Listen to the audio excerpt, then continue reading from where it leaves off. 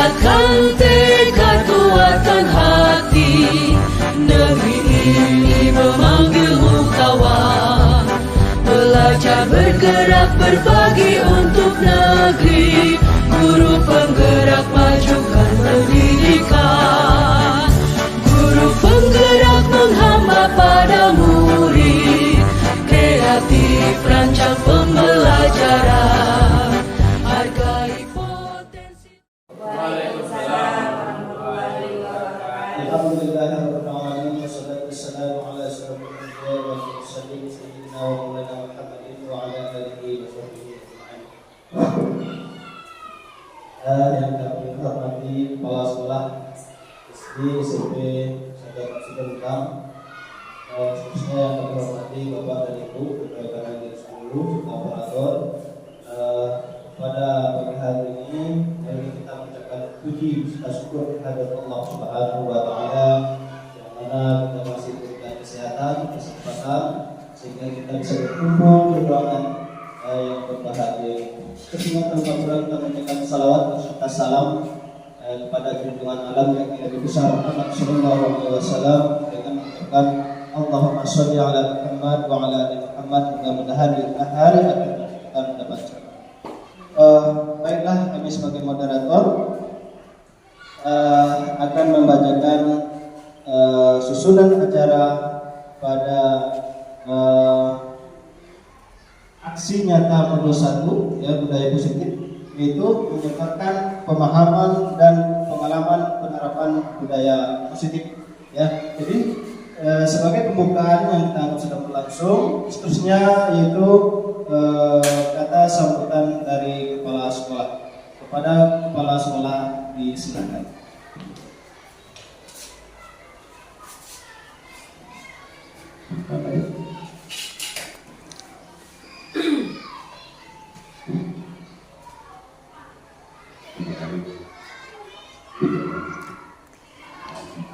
Assalamualaikum warahmatullahi wabarakatuh. Waalaikumsalam warahmatullahi wabarakatuh.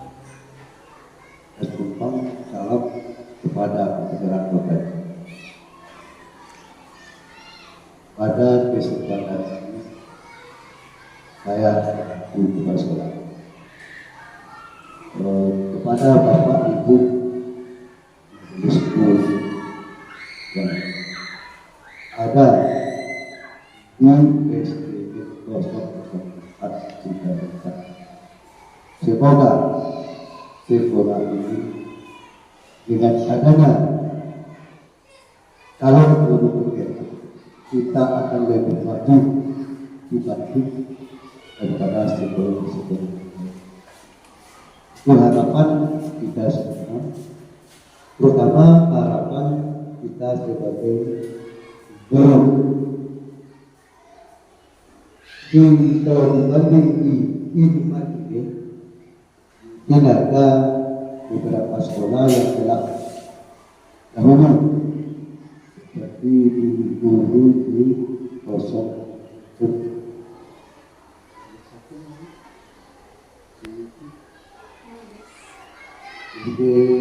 15, kemudian SD sekitar ya. Kemudian dilanjut dengan sekolah kita itu SD 004 dengan SD tersebut. Ini CGT yang ada di Inuman, ada di Timur, ada di Tempat. Jadi kita mulai lagi dengan adanya itu, kita tak lupa pula mengucapkan syukur kepada Allah kepada Maha Esa, dan juga kita tak lupa pula mengucapkan salam kepada junjungan kita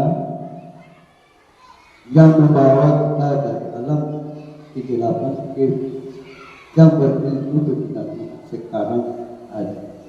Jadi dengan ucapan Allahumma sholli ala Muhammad wa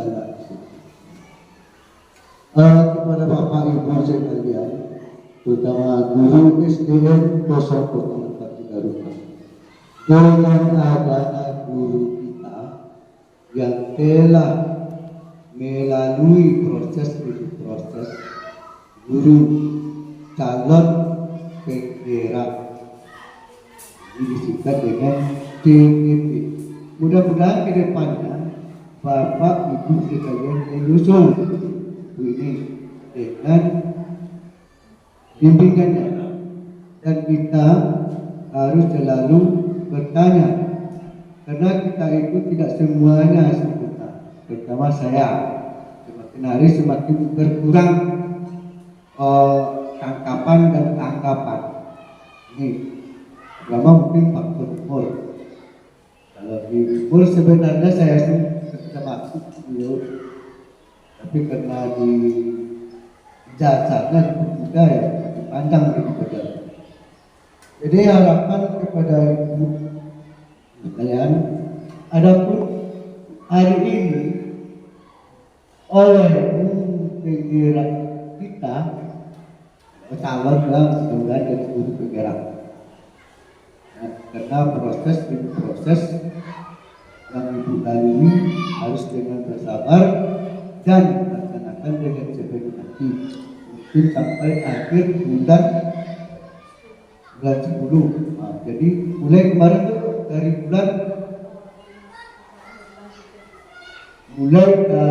akhir Maret 2024.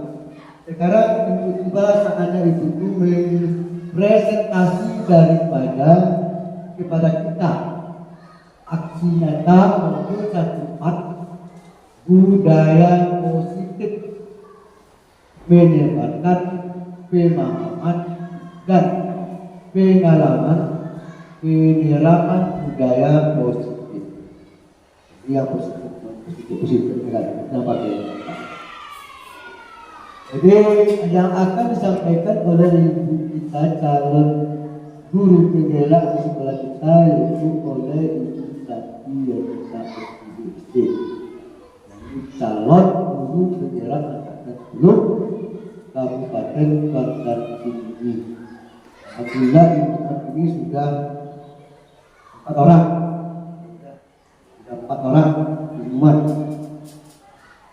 Mudah-mudahan makin banyak.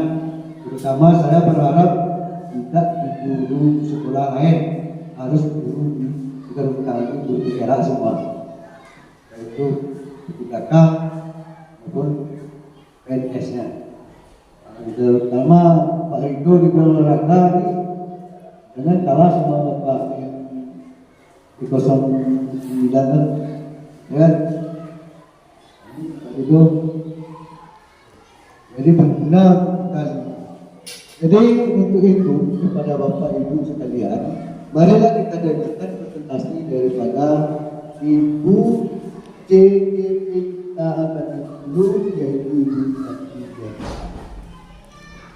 Jadi demikian dalam kepentingan yang dapat disampaikan, juga kita mengucapkan sama, dan saya sudahi dengan wabillahi.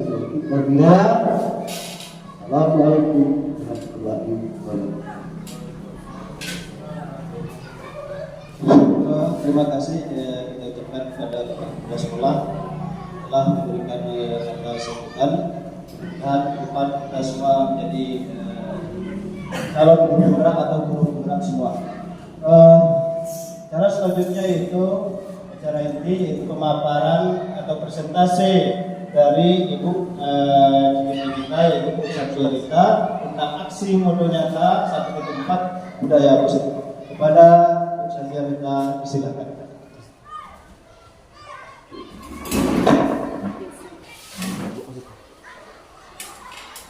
Bismillahirrahmanirrahim. Assalamualaikum warahmatullahi wabarakatuh. Yang saya hormati Bapak Kepala Sekolah SD Negeri 004 Sigaluntang, dan yang saya hormati Bapak Ibu Guru beserta staf SD Negeri 004 Sigaluntang. Puji dan syukur kita ucapkan kehadirat Allah Subhanahu wa Ta'ala yang telah memberikan rahmat dan karunia-Nya kepada kita semua, sehingga kita dapat berkumpul di dalam ruangan ini, yaitu di sekolah kita SD Negeri 004 Sigaluntang, dalam acara menyebarkan pemahaman dan pengalaman penerapan budaya positif. Salawat beriring salam kita hadiahkan kepada junjungan alam, yakni Nabi besar Muhammad SAW, dengan melafazkan Allahumma shalli ala Muhammad wa ala alihi Muhammad. Baik Bapak Ibu yang saya hormati, sebelumnya saya di sini memohon maaf terlebih dahulu kepada Bapak Ibu karena telah mengganggu waktu Bapak Ibu pada pagi hari ini. Di sini saya berdiri di depan Bapak Ibu bukan berarti saya menggurui Bapak Ibu. Di sini saya menjalankan tugas saya semata-mata untuk tugas CGP calon guru penggerak angkatan 10. Saya yakin Bapak dan Ibu guru di sini lebih senior dibandingkan saya. Jadi sekali lagi saya mohon maaf kepada Bapak dan Ibu guru.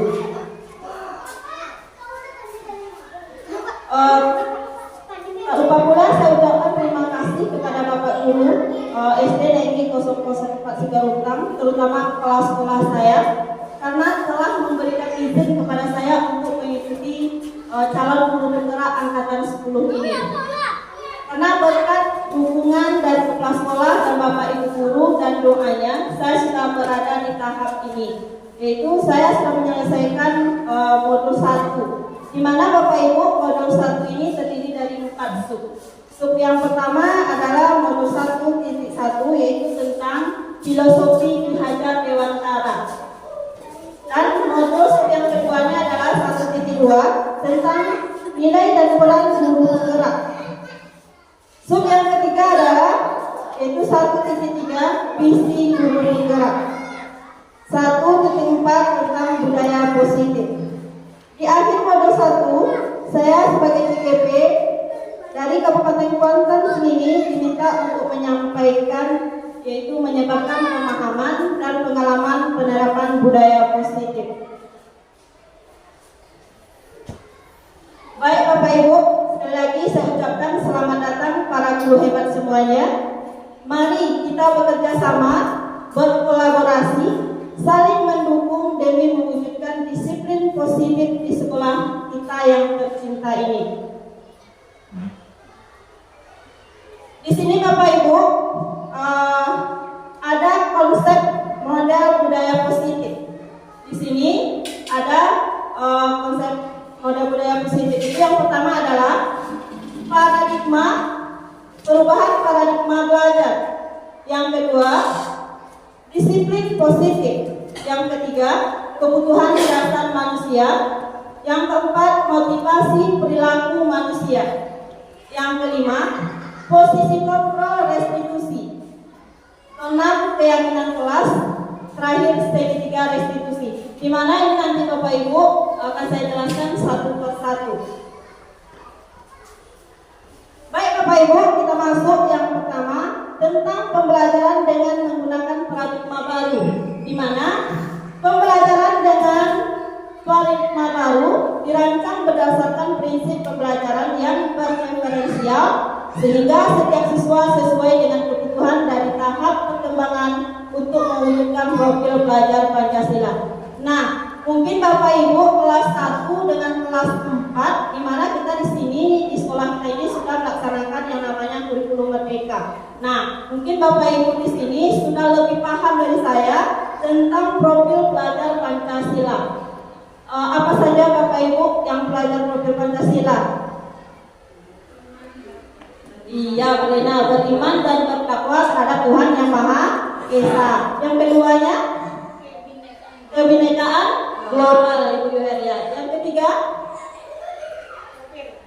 ya profil belajar Pancasila kita bergotong royong. Yang keempat, kreatif. Yang kelima, berpikir kritis. Terus kenalan kritis. Itu Bapak Ibu tentang profil belajar Pancasila. Selanjutnya, disiplin positif. Disiplin positif ini kita mungkin masih ingat dalam ingatan kita apa yang dinamakan dengan disiplin? Ada yang bisa bantu saya Bapak Ibu disiplin? Kira-kira dalam ingatan kita disiplin itu seperti apa? Tepat waktu. Tapi aturan ya Bapak Ibu harus datang tepat waktu, contohnya dan sebagainya. Di sini baiklah Bapak Ibu saya akan memaparkan tentang disiplin positif. Dalam budaya kita, makna kata disiplin dimaknai menjadi sesuatu yang dilakukan seseorang pada orang lain untuk mendapatkan kepatuhan. Kita cenderung menghubungkan disiplin dengan ketidaknyamanan. Maksudnya begini Bapak Ibu, seandainya ada anak yang datang terlambat, sehingga kita memberi, biasanya kalau kita kan seperti itu Bapak Ibu, kita sering ada anak datang terlambat, kita memberi sebuah hukuman. Nah, seharusnya Bapak Ibu tidak seperti itu, karena kalau kita memberi hukuman terhadap anak, sehingga membuat rasa tidak nyaman terhadap anak tersebut Bapak Ibu. Kita cari solusi mengapa anak tersebut terlambat. Selanjutnya, sebagai pendidik, tujuan kita adalah menciptakan anak-anak yang memiliki disiplin diri, sehingga mereka bisa berperilaku dengan mengacu pada nilai-nilai kebajikan universal dan memiliki motivasi intrinsik, bukan ekstrinsik. Maksudnya Bapak Ibu, di sini motivasi intrinsik itu adalah motivasi yang datang dari dirinya sendiri, bukan dari luar atau diikat dengan aturan yang ada di sekolah dan sebagainya. Contoh umpamanya, motivasi intrinsik itu adalah, dia sudah tahu saya harus belajar, itu adalah untuk keuntungan saya. Maksudnya seperti itu. Berarti hadir dari dirinya sendiri, bukan dari aturan luar. Kalau contoh bukan intrinsik itu adalah contoh hari Senin saya harus berpakaian lengkap karena saya upacara, tapi ada aturannya Bapak Ibu. Seperti itu. Saya harus mengerjakan PR supaya nanti saya dapat ranking. Seperti itu Bapak Ibu. Berarti itu adalah contoh bukan intrinsik. Baik Bapak Ibu, selanjutnya disiplin positif merupakan salah satu cara penerapan disiplin yang bertujuan untuk menumbuhkan kesadaran serta memberdayakan anak untuk melakukan sesuatu tanpa sogokan, ancaman maupun hukuman. Nah, di sini kita menerapkan disiplin positif, yaitu seperti yang saya sebut tadi, sebaiknya berasal dari motivasi intrinsik, bukan ekstrinsik. Di mana kadang kita ambil sampah, kalau tidak nanti sibuk hukum, itu berupa hukuman Bapak Ibu. Itu tidak boleh dilakukan, apalagi sogokan dan ancaman. Baik Bapak Ibu, saya lanjutkan. Kebutuhan dasar manusia. Nah, kebutuhan dasar manusia pertama adalah bertahan hidup. Ada di sini 5 kebutuhan dasar manusia. Yang pertama bertahan hidup, kasih sayang dan rasa diterima, penguasaan, kebebasan dan kesenangan. Di mana Bapak Ibu bertahan hidup, yaitu kita sebagai manusia apalagi peserta didik, yaitu kita memerlukan makanan, minuman dan sebagainya. Nah, sedangkan kasih sayang dan rasa diterima, ada nih apalagi anak kelas 1 yang kelas rendah, itu dia paling banyak di fase ini Bapak Ibu, kasih sayang dan rasa diterima. Kadang dia sama kita bergelantungan, kemudian kayaknya saling ingin minta kasih sayang lah, perhatian terhadap kita. Ini dinamakan dengan kebutuhan dasar manusia, yaitu kasih sayang dan rasa diterima. Selanjutnya penguasaan, di mana Bapak Ibu ada di antara peserta didik kita, saya ketua kelas, berarti dia bersifat berkuasa. Nah, itu namanya penguasaan. Kemudian kebebasan, di mana kebebasan ini Bapak Ibu, siswa kita dan peserta didik kita juga memerlukan kebebasan. Jangan kita memberikan soal atau tugas tambahan yang sifatnya mengikat, sehingga dia tidak bebas peserta didik kita dalam melakukan suatu hal.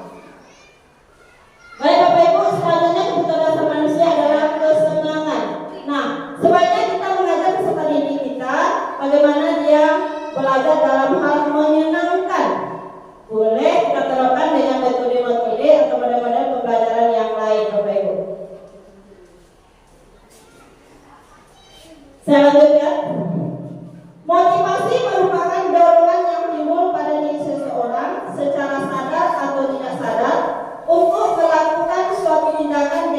tujuan tertentu. Pertama, menghindari ketidaknyaman dan hukuman.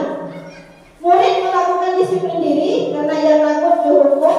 Ini merupakan motivasi intrinsik yang saya jelaskan tadi Bapak Ibu. Dia mau melakukan sesuatu disiplin diri, tapi karena takut dihukum. Tapi bukan dasar dari dirinya sendiri, karena ada aturan yang mengikatnya Bapak Ibu. Selanjutnya, mendapatkan imbalan atau penghargaan dari orang lain. Murid melakukan disiplin diri karena ia ingin mendapatkan imbalan. Ini merupakan motivasi intrinsik. Saya mau nanti di depan Bapak Ibu guru, biar saya nanti nilai saya bagus, biar saya nanti mendapat juara kelas seperti itu. Itu adalah salah satu contoh motivasi intrinsik. Lanjut, menghargai nilai-nilai kebajikan diri sendiri. Ini yang lebih bagusnya Bapak Ibu, yaitu murid melakukan disiplin diri dari karena sadar akan nilai kebajikan dirinya. Ini merupakan motivasi intrinsik. Ini yang bagusnya Bapak Ibu. Selanjutnya, konsep disiplin dengan identitas gagal, di mana di sini ada hukuman dan penghargaan. Di sini mengapa dikatakan konsep disiplin dengan identitas gagal? Karena sebenarnya ini tidak boleh diberlakukan Bapak Ibu. Tapi selanjutnya setelah ini kita bisa menerapkannya Bapak Ibu. Pertama, hukuman. Hukuman itu menyakitkan. Mengapa dibilang menyakitkan?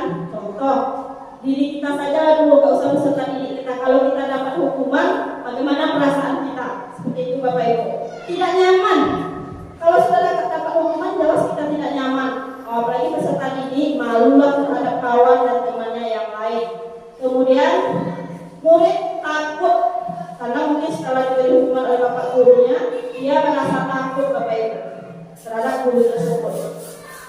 Kemudian memaksa, seakan kita kalau memberi hukuman itu bentuknya pemaksaan.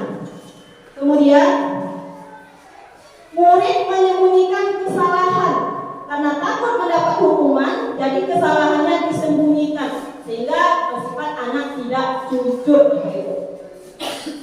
Selanjutnya, murid menjadi rendah diri karena mungkin sering mendapat hukuman, dia malu terhadap kawan-kawannya sehingga dia menjadi rendah diri. Lanjut, penghargaan. Penghargaan ini sebenarnya tidak efektif Bapak Ibu. Selain tidak efektif, juga merusak hubungan. Gimana merusak hubungan?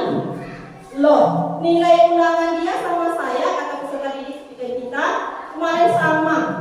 Kok sekarang kamu yang juara oleh ibu, saya tidak, jadi rusak hubungan pertemanan dia. Begitu contohnya Bapak Ibu. Kemudian mematikan kreativitas karena dia tidak juara, mungkin tidak mendapat ranking di kelas, sehingga dia menjadi minder, sehingga dia tidak aktif seperti dulu ya lagi. Menghukum dengan sistem ranking.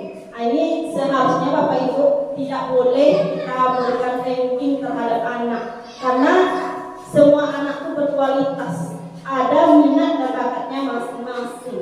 Ini mudah-mudahan bisa kita terapkan untuk kedepannya Bapak Ibu. Kemudian merampas hak menghargai dirinya, seperti yang saya sebutkan contoh sebelumnya, karena bisa merampas hak dan menghargai diri seseorang dengan kita lakukan seperti itu Bapak Ibu. Saya lanjutkan.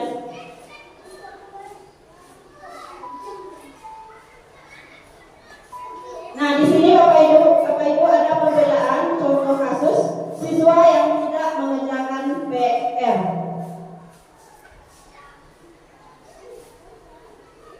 Nah, sebelumnya Bapak Ibu saya bahas dulu konsep disiplin dengan identitas sukses. Tadi gagal ya Bapak Ibu, yang ini tadi gagal.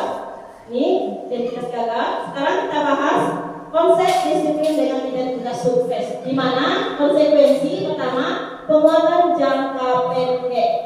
Contoh, anak-anak yang tidak sengaja menumpahkan air di kelas botol minumannya, sehingga kalau sudah tertumpah, apa yang dilakukan biasanya anak kita Bapak Ibu Bapak Anda sekalian? Apa biasanya dilakukan? Kalau biasanya tidak sengaja anak kita menumpahkan air minum di kelas, apa biasanya dilakukan oleh dia tanpa sadar anak tersebut? takut. Selain dari takut, dia ngapain lagi dia Bapak? Cari apa Bu? Cari kayak mungkin. Iya benar, mungkin dia mencari kayak untuk secara sadar dia melakukan tanggung jawabnya. Kemudian itu namanya dengan penguatan jangka pendek. Nah, kemudian ada stimulus dan responnya. Gak jelas dia tadi yang menumpahkan air secara sadar, dia langsung ada stimulus dan responnya dalam dirinya, sehingga tanpa dia sadari dia langsung melakukan bertanggung jawab untuk membersihkan kembali. Itu yang dinamakan dengan perlu monitoring berkelanjutan. Maksudnya diharapkan hal tersebut bisa berkelanjutan. Kemudian murid menghormati peraturan. Di sini konsekuensi dia sadar karena tadi dia menumpahkan air minum, berarti dia harus membersihkan kembali. Berarti dia menghormati peraturannya. Kemudian kehilangan waktu untuk merenungi kesalahan. Dia tidak merenungkan dulu kesalahan Bapak Ibu. Setelah dia menumpahkan air minum tadi, dia langsung mengambil pensil tanpa dia mengapa saya tadi menumpahkan air minum? Mengapa bisa seperti itu? Tidak direnungkannya kesalahannya, tapi secara langsung dia ada stimulus dan responnya Bapak Ibu. Lanjut, restitusi. Di mana pada restitusi ini di sini saya juga baru mengetahui Bapak Ibu cara menggunakan restitusi yang bagusnya, yaitu setelah mengikuti cara guru penggerak. Di mana di restitusi ini murid bertanggung jawab untuk perilakunya. Kemudian fokus pada permasalahan masalah jangka panjang. Kalau bisa masalah yang seperti bertanggung jawab dan sebagainya itu perlu berkelanjutan dilakukan sampai besoknya. Kemudian murid menghormati dirinya dan orang lain. Berarti murid bisa menghormati orang lain, bisa menghormati dirinya sendiri. Lanjut, teori kontrol. Dirinya memegang kontrol. Maksudnya teori kontrol itu adalah secara tidak sadar dia sedang bertanggung jawab mengontrol dirinya. Murid bersemangat memperbaiki kesalahannya. Di sini nanti Bapak Ibu di selanjutnya juga akan ada pembahasan tentang ini. Jadi nanti saya jelaskan juga. Baik Bapak Ibu, di sini ada 5 posisi kontrol restitusi. Di mana 5 posisi kontrol restitusi ini Bapak Ibu? Di sini kira-kira saya buka dulu, nanti kita tergolong ke dalam mana Bapak Ibu posisi kontrol kita sebagai guru. Pertama, menghukum. Nah ini saya buat emoji gambarnya Bapak Ibu seorang guru. Mungkin ini saya maaf ya Bapak Ibu, ini saya gambarkan seorang guru olahraga sedang menghukum siswa. Mungkin tidak teratur mengikuti olahraganya sehingga dia menunjuk-nunjuk seperti itu kan, menghukum anak. Sehingga tengok posisi anak, wajah anak seperti apa. Roy ya? Iya, Roy ya. Karena anak boleh menunjuk anak ya Bapak ya. Oke, kita lanjut. Posisi kontrol restitusi berikutnya selain dari menghukum, yaitu adalah membuat merasa bersalah. Nah, di sini mungkin ada penjelasan guru dengan katanya anak merasa bersalah. Nanti saya jelaskan satu-satu. Posisi kontrol restitusi berikutnya sebagai teman kita. Yang selanjutnya adalah pemantau. Berikutnya manajer. Nah, inilah Bapak Ibu 5 posisi kontrol restitusi kita sebagai guru. Nah, adakah kira-kira antara kita ini yang sebagai penghukum? Nanti kita tengok ya kasusnya seperti apa. Kira-kira kita termasuk ke dalam posisi kontrol yang mana Bapak Ibu? Kalau yang bagusnya di sini nanti setelah saya jelaskan Bapak Ibu tahu. Di sini yang bagusnya adalah sebagai manajer. Baik Bapak Ibu, kita lihat yang selanjutnya. Ini nanti posisi penghukum. Saya punya sebuah apa Bapak Ibu?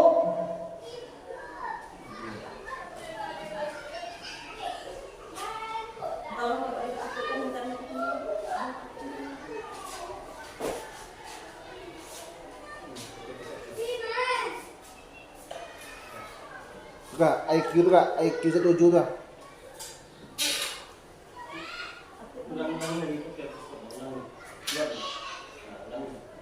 Sebentar ya Bapak Ibu.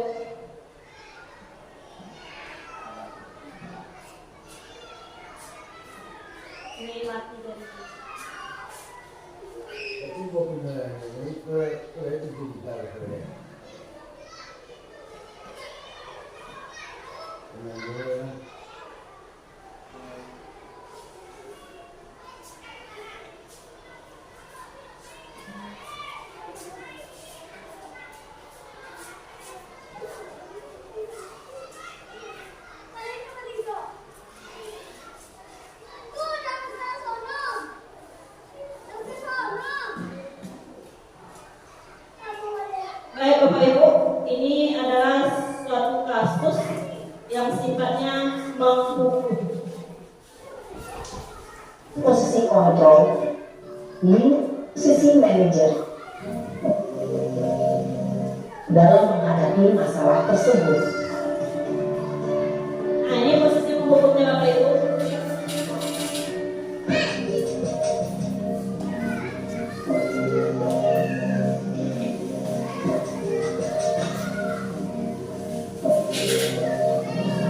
Naren,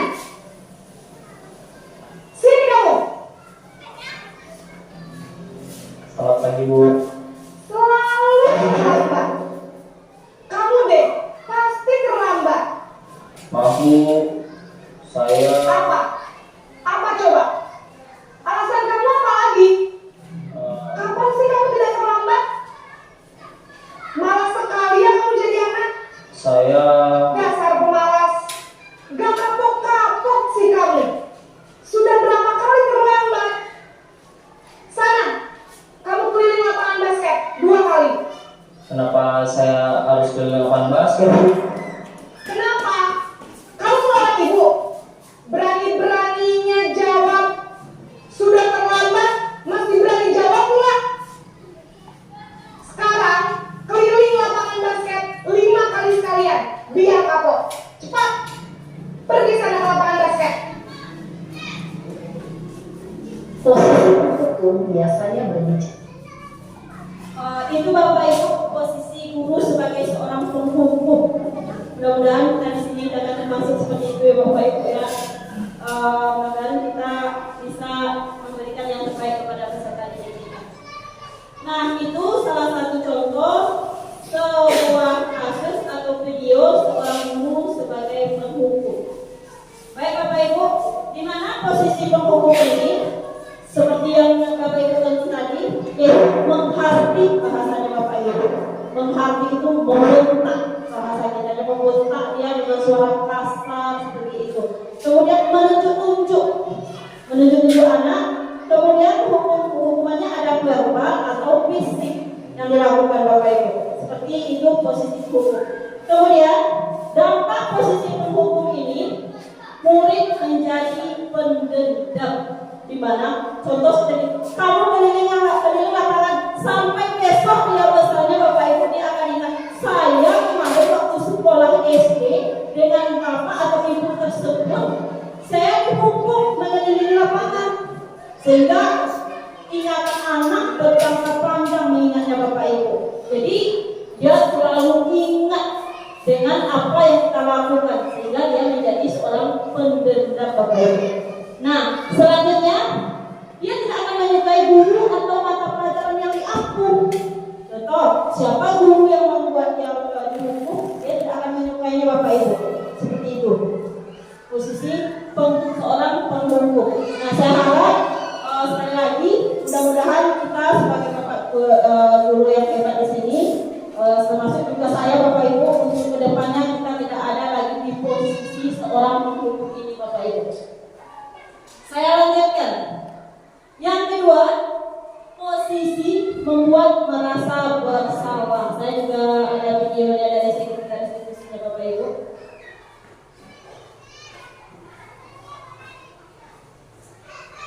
Ini dia, posisi membuat merasa bersalah.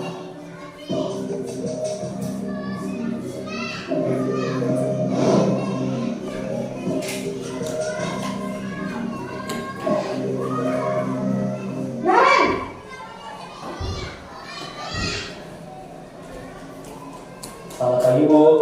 Naren, kamu kenapa terlambat lagi, nak? Ya Tuhan, Naren, kamu senang ya bikin ini susah ya? Kalau kamu terlambat lagi, nanti ibu yang ditegur bapak kepala sekolah, nak. Disangka ibu tidak bisa membina kamu. Duh, gimana ini? Maaf Bu. Duh, Gusti Naren, kamu suka ya kalau ibu tegur bapak kepala sekolah? Terus, sekarang ibu harus tulis apa ini di buku absen? Ini kamu sudah sering terlambat loh. Ibu harus apa coba? Maaf Bu. Maaf sekali. Ya sudah,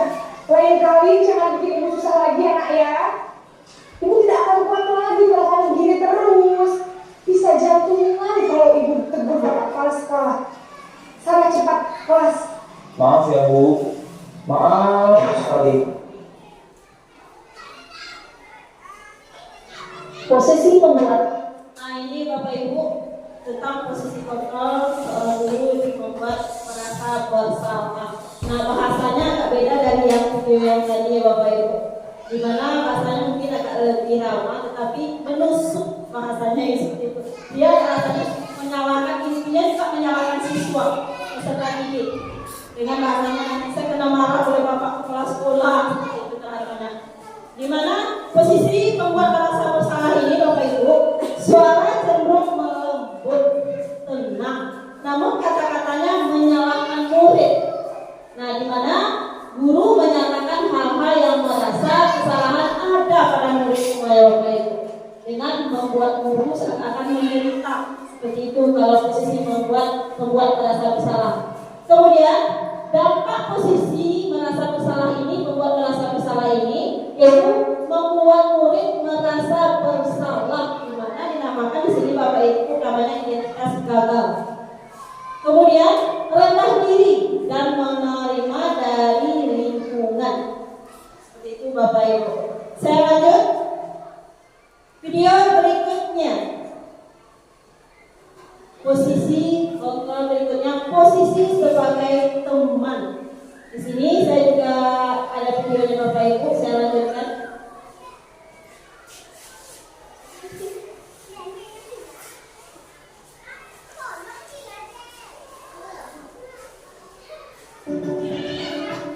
Silakan coba Bapak Ibu.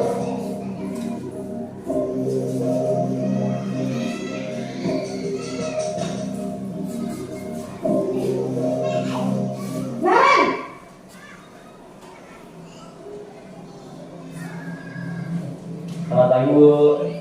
Wah, sudah jam berapa ini nak? Terlambat lagi ya sayang. Iya Bu, habis ibu saya lupa bangunkan saya Bu. Kamu malah menyalahkan ibu kamu. Kamu bukannya anak yang lari yang paling kencang. Kok terlambat sih? Iya Bu, saya memang terlambat bangun tadi. Jadi biarpun saya lari kencang, tetap gak kencang Bu. Ya sudah sana.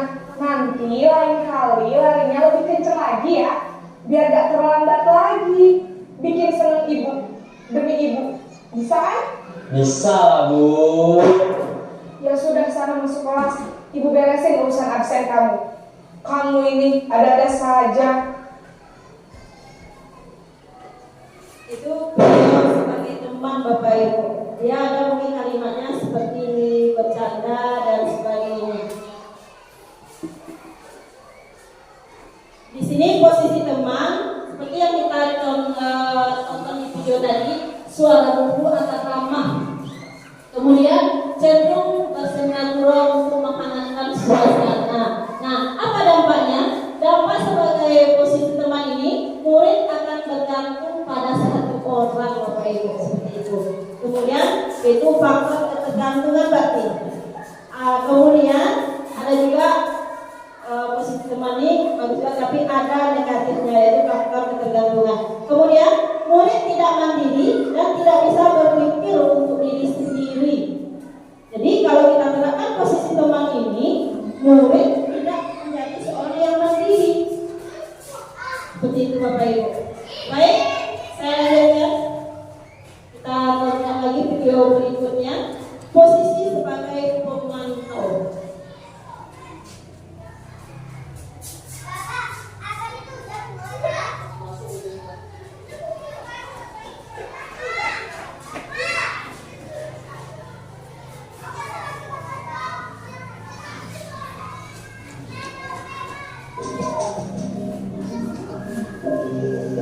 Ini sebagai pemantau Bapak Ibu.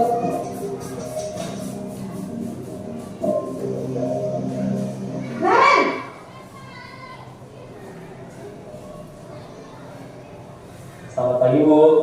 Naren, apa peraturan sekolah kita tentang jam berapa kita harus masuk sekolah, nak?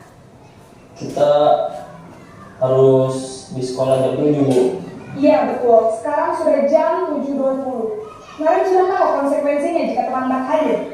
Paham Bu, saya harus tinggal kelas pas jam istirahat selama 20 menit. Iya benar, konsekuensinya demikian. Jadi nanti jam 9.30 pas istirahat, kamu harus tinggal di kelas, kerjakan tugas tambahan untuk ketertinggalan kamu, ya? Baik, Bu. Posisi pemantau mengandalkan penghitungan Ini Bapak Ibu tentang posisi sebagai seorang pemantau. Baik Bapak Ibu, saya lanjutkan.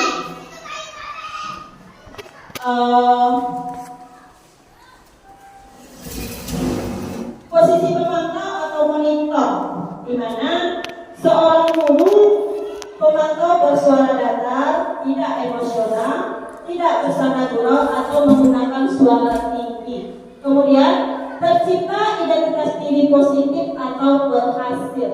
Kemudian pemantau perlu senantiasa memantau pada saat murid diberikan sanksi, maka guru pun harus selalu mengawasi. Itu dinamakan dengan pemantau. Selanjutnya, pada dampak posisi pemantau atau monitor ini Bapak Ibu, murid akan menghitung konsekuensi dan hadiah tanpa memahami sepenuhnya nilai kebajikan yang dituju. Kemudian tidak sepenuhnya mandiri. Selanjutnya, posisi kontrol seorang guru yang terakhir, seperti yang saya sebut tadi Bapak Ibu, ada 5 yang terakhir ini yang saya pelajari di cara guru gerak, ini yang lebih bagus kita terapkan. Mari kita tonton videonya Bapak Ibu.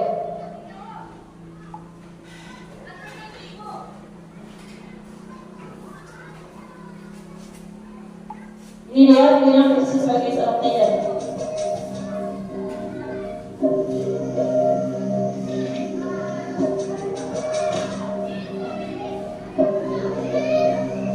Naren!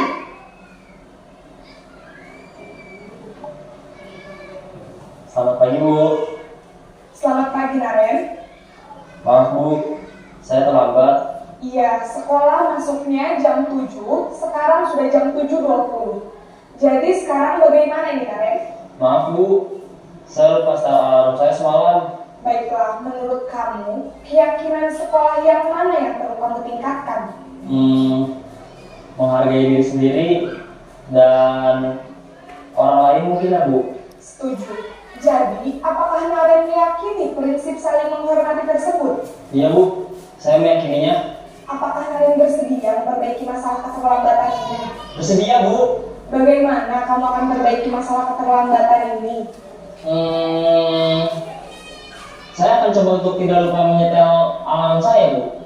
Baik, kalau kalian mau menyetel alarm di rumah, ada orang yang kira-kira bisa bantu mengingatkan tidak? Ada, Bu. Kakak saya, Kak Emma. Ada lagi selain Kak Emma? Selain Kak Emma, ada ibu saya. Baik, jadi yang mengingatkan Naren adalah Kak Emma dan ibu kamu ya? Kira-kira akan mulai start alarm kapan, Naren? Setelah pulang sekolah, akan segera saya lakukan.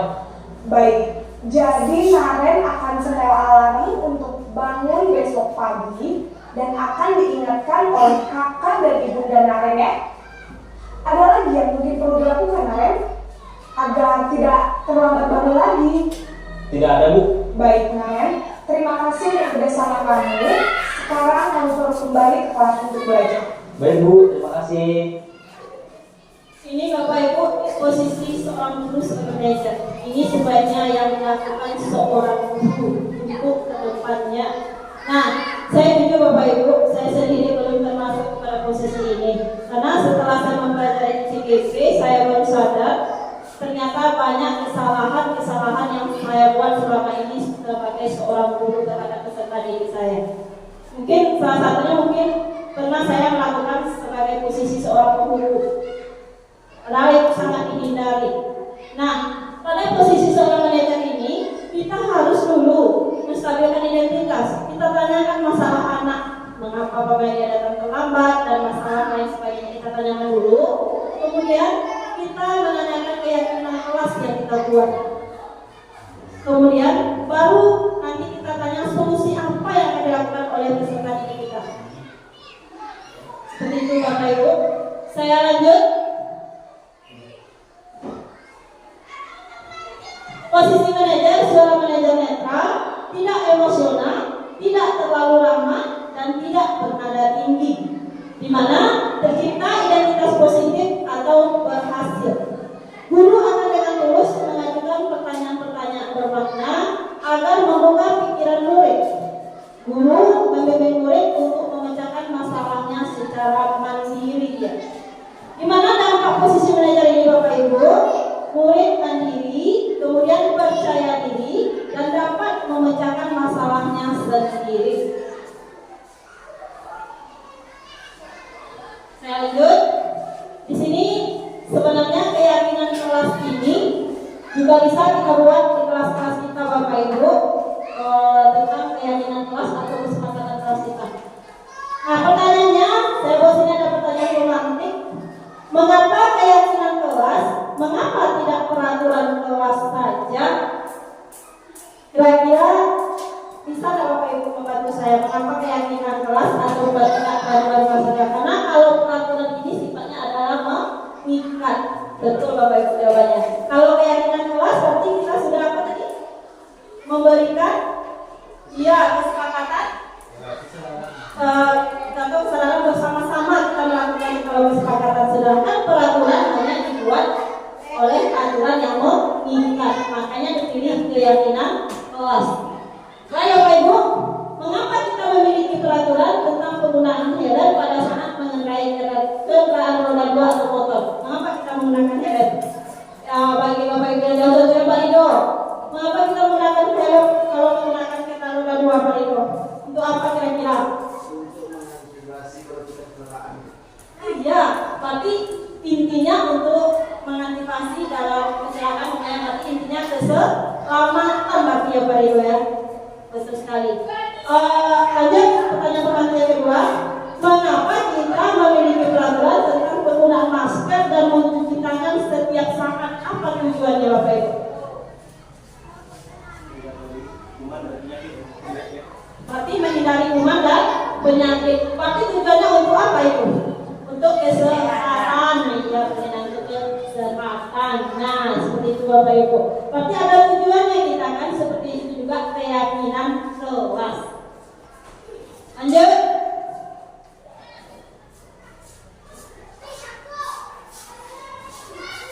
Bagaimana pembentukan keyakinan kelas? Pertama, lebih abstrak dari peraturan, kemudian berupa pernyataan universal, dibuat dalam bentuk positif, sedikit saja agar mudah diingat peserta didik, kemudian sesuai dengan kondisi kelas dan sekolah agar mudah diterapkan.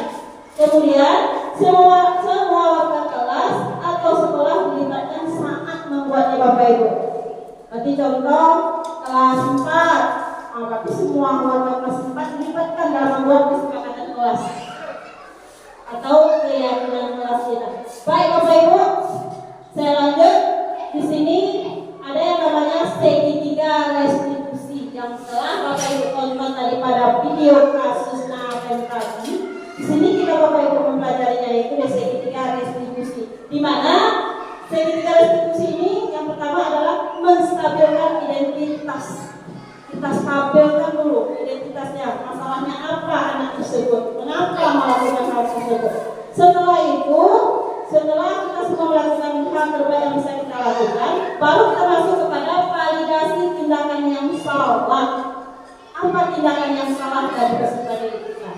Kemudian semua perilaku pasti memiliki kebiasaan. Baru setelah itu kita tanyakan keyakinan kelas kita apa yang telah dia langgar. Mari kita tanyakan Bapak Ibu, sehingga kita semua memiliki motivasi internal. Itu segitiga restitusi. Nah Bapak Ibu, sebelumnya saya sudah coba di kelas 6 melakukan segitiga restitusi, di mana di sini saya coba kemarin terhadap seorang anak.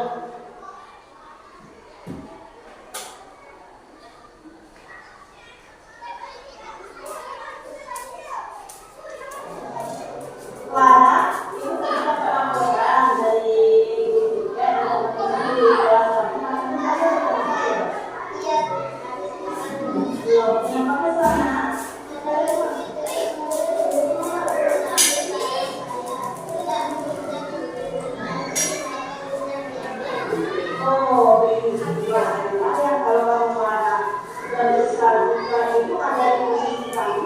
kita pasti akan membuat hal yang sama. Lalu, apa yang akan kamu lakukan terhadap ini?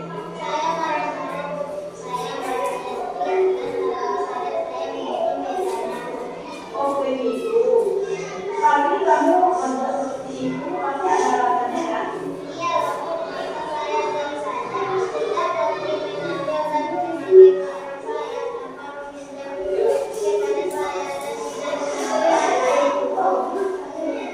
Yang adalah kalau kamu marah, kesal, terhadap seperti menanyakan kalau kita dulu dan para kamu dipakai. Nah, itu pakai tindakan yang sudah sangat kamu yang lakukan terhadap diri. Membuat itu juga memakai kamu tidak mengerti terhadap diri. Juga memakai kamu benar-benar kamu percaya diri maksudnya itu kamu tidak mempunyai itu contohnya ya Bapak Ibu.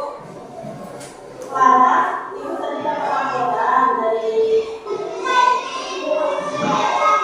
sekarang coba memikirkan tindakan yang kamu lakukan apakah sudah sesuai dengan tindakan Clara kita.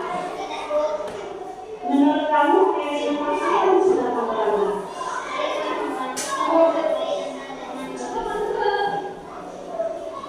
Ya betul. Menurut kamu saling menghargai dan menghormati antar jemaat itu tentu tidak untuk kamu. Baik, kalau menurut kamu hal itu penting, jadi biar mengenal apa yang kamu lakukan agar kami lebih baik untuk depannya.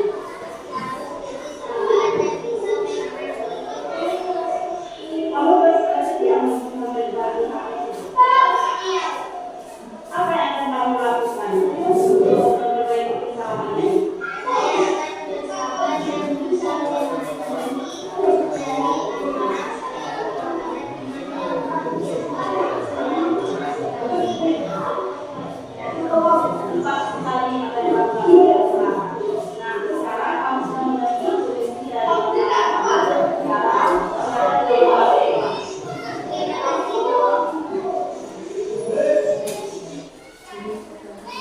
Baik Bapak Ibu, itu salah satu studi kasus yang saya coba dalam resmi 3 resolusi kepada Bapak Ibu, di mana saya sini mensampaikan identitas. Kemudian juga saya melakukan validasi tindakan yang salah dan menanyakan keyakinan terhadap peserta didik. Kebetulan saya kemarin pada kelas 6, jadi saya lakukan di kelas 6. Baik Bapak Ibu, di mana dalam penerapan program disiplin positif, hendaknya guru memiliki standar kepribadian profesional dan sosial yang baik, di mana guru mampu berefleksi pada posisi kontrolnya saat ini. Bagaimana perjalanan dirinya sebagai posisi seorang manajer yang menuntun murid-murid menjadi insan yang mandiri, merdeka dan bertanggung jawab ini sesuai dengan standar nasional pendidikan. Baik Bapak Ibu, itu saja penjelasan saya. Di sesi terakhir ini mungkin ada pertanyaan dari Bapak Ibu guru, saya persilahkan. Assalamualaikum warahmatullahi wabarakatuh.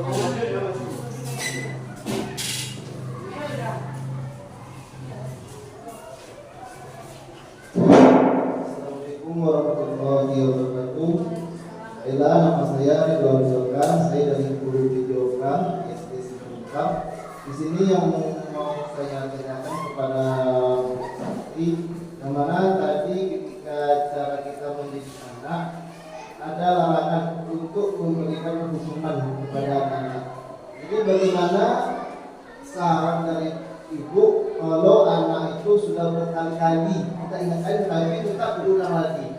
Jadi solusinya itu bagaimana ibu? Sekian saja, assalamualaikum warahmatullahi wabarakatuh. Terima kasih Bapak Ibu, pertanyaan yang bagus ya. Jika pertama sudah kita lakukan restitusi, tetapi anak tersebut masih melanggar. Di sini Bapak Ibu, sesuai yang telah saya pelajari, jika kita ketemu hal tersebut, kita tetap melakukan segitiga restitusinya Bapak Ibu. Karena setiap anak melakukan hal tersebut pasti dia punya alasan sendirinya mengapa dia melakukan hal tersebut.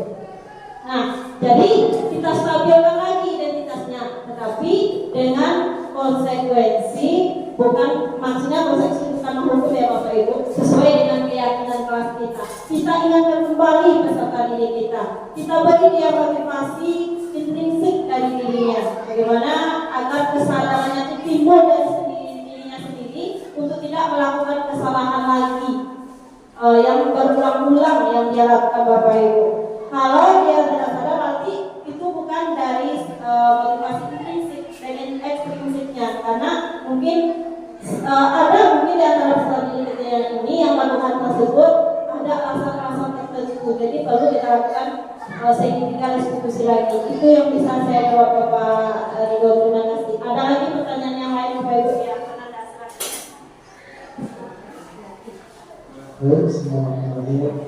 Assalamualaikum warahmatullahi wabarakatuh. Izin bertanya Bu, saya lagi guru pendidikan bahasa. Nah, jadi pertanyaan saya di sini sesuai pengalaman yang pernah saya alami saat mengajar ketika ada program dalam proses pembelajaran. Nah, di mana di proses belajar itu ada anak yang introvert Bu. Introvert. Nah, jadi tadi kan kita misalkan beri hukuman sebagai teman, tidak. Jadi yang pertanyaan saya di sini, bagaimana solusi supaya anak itu terbuka, gitu. Misal mengetahui kenapa anak itu seperti itu, gitu. Terus dia nggak mau bilang kenapa dan ibu. Gitu. Jadi bagaimana solusi dari ibu untuk membuat anak supaya tidak introvert lagi dan bisa kita lakukan diskusi. Dan yang kedua, bagaimana juga kita kan kita nih sebagai guru ada 3 kompetensi. Yang pertama kognitif, afektif, dan psikomotorik. Nah, salah satunya bagaimana kita jadi mengutamakan adab ketimbang guru. Karena banyak orang yang berguru ada guru tapi sulit untuk menerapkan adabnya gitu. Nah, sekian sebenarnya. Wassalamualaikum warahmatullahi wabarakatuh. Waalaikumsalam warahmatullahi wabarakatuh. Pertanyaan yang bagus ya, pertanyaan sekaligus dari Bapak Nanda. Ini sebenarnya Pak Nanda ini salah satu muridnya juga, tapi dia berpotensi yang sangat bagus. Kebetulan dia guru agama ya.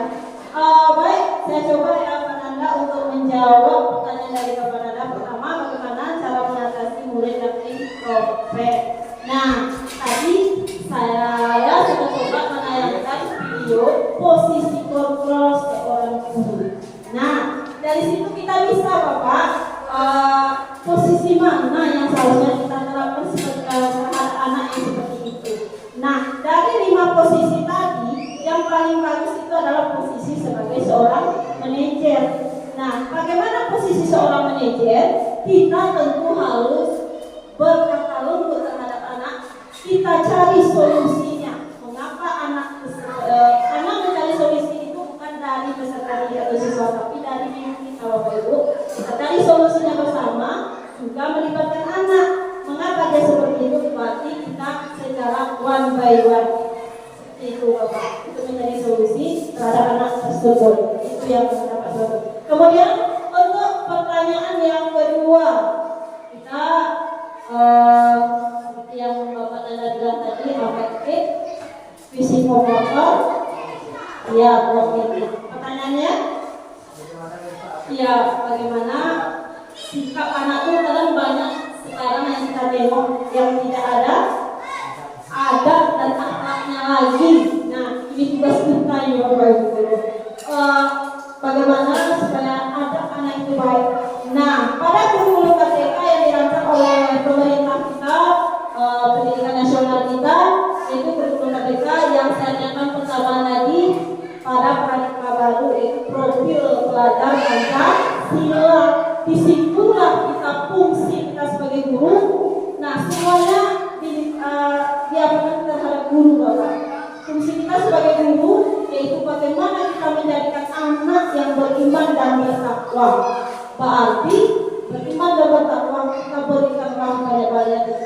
pencerahan agama supaya anak tersebut lebih bagus untuk kedepannya. Nah, di mana tentang profil pelajaran Pancasila tadi sesuai pertanyaan penanda, salah satunya itu pertanyaannya itu masuk ke dalam beriman dan bertakwa terhadap Tuhan yang Maha Esa. Betul juga penanda guru agama akan masuk di situ. Maksudnya itu kita berikanlah bagaimana cara pencerahan di bidang religius, bagaimana cara beradab dan beretika kepada orang yang lebih tua, kemudian bagaimana terhadap teman dan tutur sebaya dia, bukan terhadap orang lain, bagaimana cara menghargai dan menghormatinya. Kita berikan semuanya, boleh sebagai motivasi, juga boleh berbentuk seperti arahan yang baik, Bapak. Mungkin itu, kalau ada tambahan dari Bapak Ibu guru yang lain bisa bantu saya. Bagaimana penanda? Baik, ada pertanyaan yang lain lagi Bapak Ibu? Baik, pas ya. Kalau sudah pas, saya pada sesi ini alhamdulillah kita sudah menyelesaikan pemaparan materi tentang pemahaman budaya persempitan di Bapak Ibu. Di sini mungkin banyak kesalahan dan kesilapan yang saya lakukan selama dalam menyampaikan materi menyebabkan pemahaman dan pengalaman penerapan budaya persempitan ini. Saya mohon maaf yang sebesar-besarnya. Mungkin ada kata yang kurang berkenan di hati Bapak Ibu. Saya akhiri dengan mengucapkan wabillahi taufiq wal hidayah. Wassalamualaikum warahmatullahi wabarakatuh.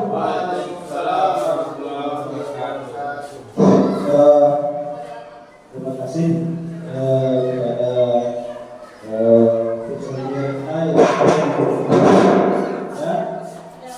mudah-mudahan ya dengan apa yang dia sampaikan ya, kalau kami sebagai moderator itu banyak sekali yang dapat kita ambil ya, kami secara pribadi. Mudah-mudahan besok kita lakukan semua, dan selanjutnya mudah-mudahan kita semua ini akan mengikuti langkahnya menjadi guru penggerak atau calon guru penggerak di masa yang akan datang. Selanjutnya itu pembacaan doa ya, mungkin akan disampaikan oleh Bapak pada Bapak ada Bapak.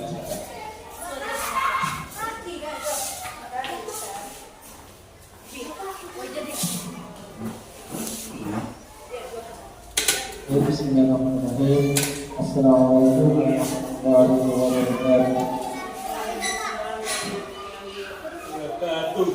Sudah kita mulai berdoa, mari kita berdoa Allah.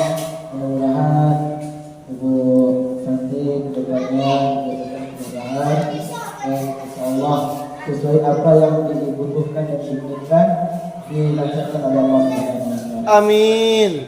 Bismillahirrahmanirrahim. Alhamdulillahirabbil alamin wa lakibal muttaqin. Wassalatu wassalamu ala asyrafil anbiya'i wal mursalin wa ala alihi wa sahbihi rasulillah. Allahumma ighfir lana dhunubana wa li walidina warhamhum kama rabbayana shighara. Wa li jami'il mu'minina wal mu'minat wal muslimina wal muslimat bi rahmatika ya arhamar rahimin. اللهم إنا نسألك سلامة في الدين وعافية في الجسد وزيادة في العلم وبركة في الرزق وتوبة قبل الموت ورحمة عند الموت ومغفرة بعد الموت. اللهم حرم علينا في سكرة الموت والنجاة من النار والعطاء إلى الحساب. ربنا ظلمنا أنفسنا وإن لم تغفر لنا وترحمنا لنكن من الخاسرين. ربنا تقبل منا إنك أنت السميع العليم وتب علينا إنك أنت التواب الرحيم. ربنا لا تزغ قلوبنا بعد إذ هديتنا وهب لنا من لدنك رحمة إنك أنت الوهاب. ربنا إنك جميع الناس بيوم لا ريب به إن الله لا يخلف الميعاد. ربنا آتنا في الدنيا حسنة وفي الآخرة حسنة وقنا عذاب النار. سبحان ربك رب العزة عما يصفون والسلام على المرسلين الحمد لله رب العالمين. تقبل الله منا ومنكم تقبل الله. Assalamualaikum warahmatullahi wabarakatuh. Waalaikumsalam warahmatullahi wabarakatuh. Demikianlah Bapak Ibu ya acara presentasi yang oleh ibu kita. Mudah-mudahan apa yang kita lakukan pada hari ini itu diridhai oleh Allah Subhanahu wa Ta'ala. Kami sebagai moderator mungkin minta maaf jika ada salah kata ya atau segala macamnya, jadi kami mohon dimaafkan. Sekian kami, wabillahi taufiq wal hidayah. Assalamualaikum warahmatullahi wabarakatuh.